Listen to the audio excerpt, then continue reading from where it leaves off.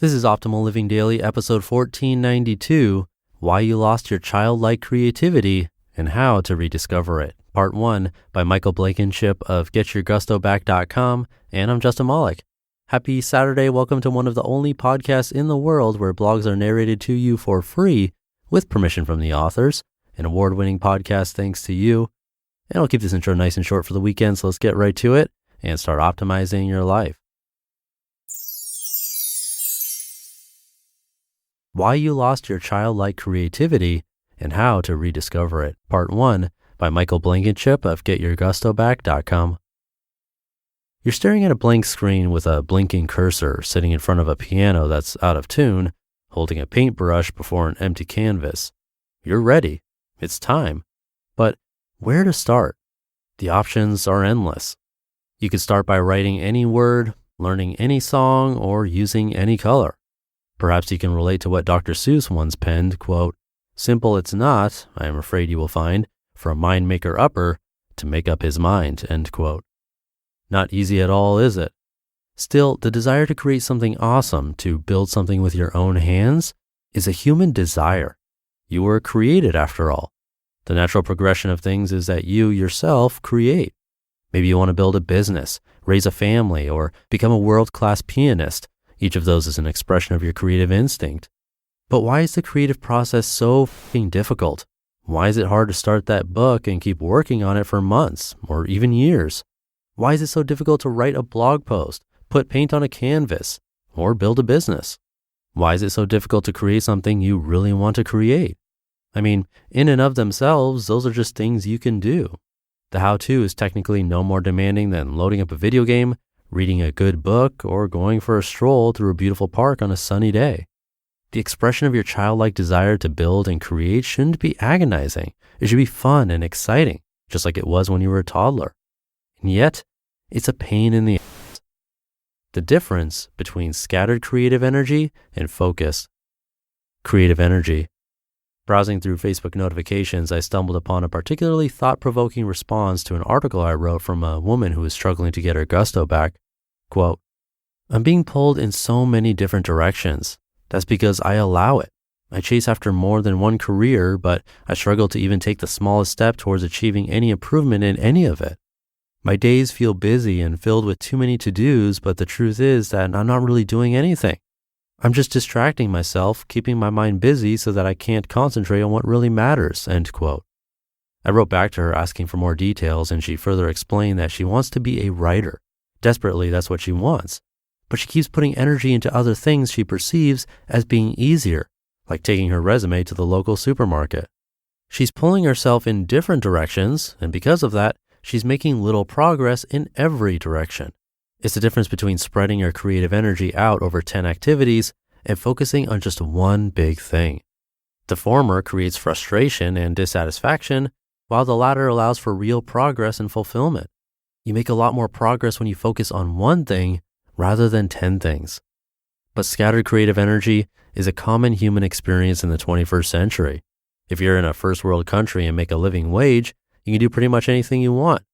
But because of a psychological principle called analysis paralysis, most of us struggle to make a real long-term decision about what we want. We fleet from passion to passion, never making much progress on any single ambition. It's frustrating and dissatisfying. Why, you ask, is it so hard for us to focus in on one thing that excites us? There are different reasons for different people. One, FOMO, fear of missing out. You want to do it all rather than commit to just one thing. If you choose this, then you can't do that. Two, lack of confidence. You just can't see the way forward to accomplish what you want to accomplish. You can see step 1, but steps 2 to 100 are invisible right now, and that makes you think the entire pursuit would be a sham. Or 3, you want to do it all. Everything sounds exciting to you, and you convince yourself that you're able to juggle all of your passions and desires. In the process, you end up making very little progress on all of those things. But let's take it one step further. Why are you afraid of missing out on other opportunities? Why do you have a lack of long-term confidence in yourself? Why do you try to do everything rather than commit to one thing? I believe there's one underlying reason that explains all of that. One large and in-charge cause for your seeming inability to make real, meaningful progress on your passions. And it all has to do with judging rather than creating. You can't judge something and create it at the same time. I came to understand the powerful difference between judging and creating on top of a snowy mountain. I'd convinced a friend of mine to go snowboarding for the first time. If you're a snowboarder, then you know how painful of a process this can be. He fell a few moments after standing up, which is to be expected. Then he fell again, and again, and again, and again. Still to be expected. But not to him. On one particular fall, he yelled, "Damn it, stop f***ing falling," and punched the ground as hard as he could. His face and hands were shaking from anger. It became clear that he wasn't in his flow. He wasn't working to learn and create, regardless of the pain involved in that process. He was judging himself and the world based on unbacked expectations of how he should be performing. And because of that, he quickly became discouraged. After just one run, he sat at the bar the remainder of the day while the rest of our group enjoyed the chill of the slopes. You see, it's never really the pain of creation that stops you in your tracks. It's not the snow raking your face, the hard falls, or the aching muscles that keep you from moving forward.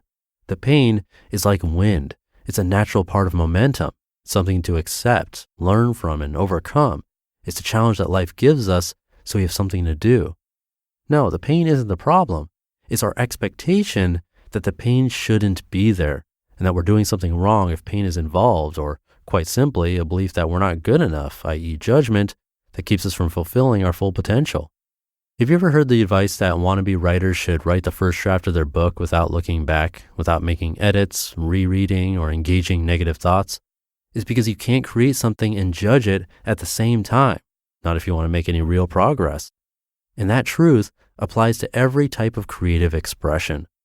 Don't get me wrong, there's a time for carefully calculated self-reflection, but that is very different than harsh self-judgment. To be continued. You just listened to part 1 of the post titled "Why You Lost Your Childlike Creativity and How to Rediscover It" by Michael Blankenship of GetYourGustoBack.com. And thank you to Michael. I'll finish the rest of this post for you tomorrow. But I'll leave it at that for this Saturday edition of Optimal Living Daily. Thank you for being here and listening every day, including the weekends, and I'll be back tomorrow to finish up this post where your optimal life awaits.